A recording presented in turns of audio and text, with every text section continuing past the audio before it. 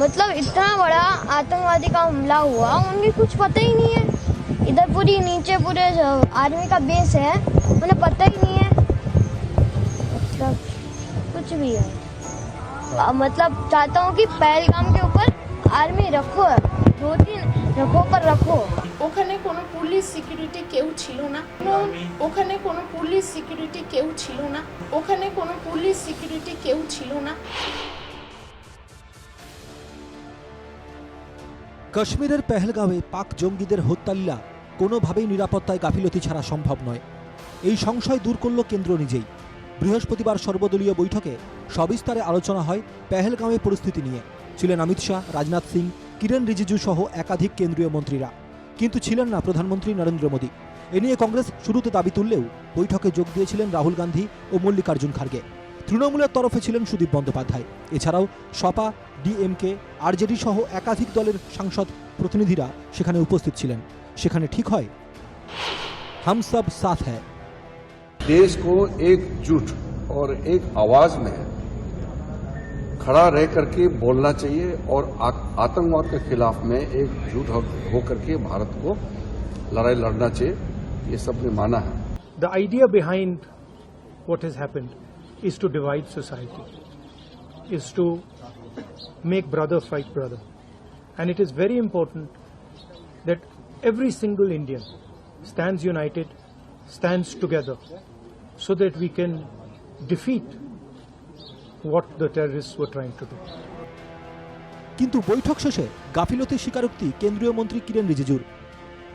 পেহেলগামে ঘটনায় নিরাপত্তায় গাফিলতি ছিল। हमारे ऑफिशियल्स की ओर से, आईबी के ओर से, होम मिनिस्ट्री के ऑफिशियल्स की ओर से ब्रीफिंग किया गया है। घटना कैसे हुई और कहां चूक हुई इसका भी बताया। सब पार्टी को बताया कि सब कुछ अच्छा चलते हुए भी ये घटना एक चूक हुई है और इससे सब दुखी है। কিন্তু এত বড় গাফিলতি কিভাবে সম্ভব?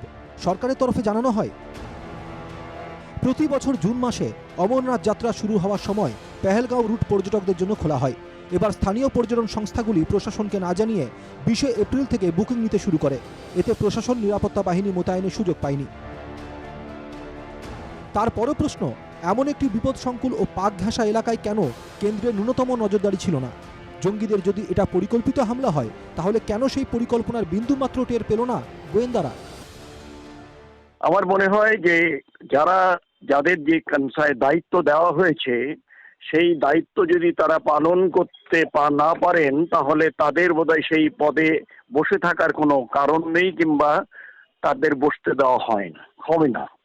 কালেকশন অফ ইন্টেলিজেন্স, যেখানে ওয়ান্স আপন এ টাইম নয়, যে intelligence immediately can be acted আপন, সেটা কেন হয়নি?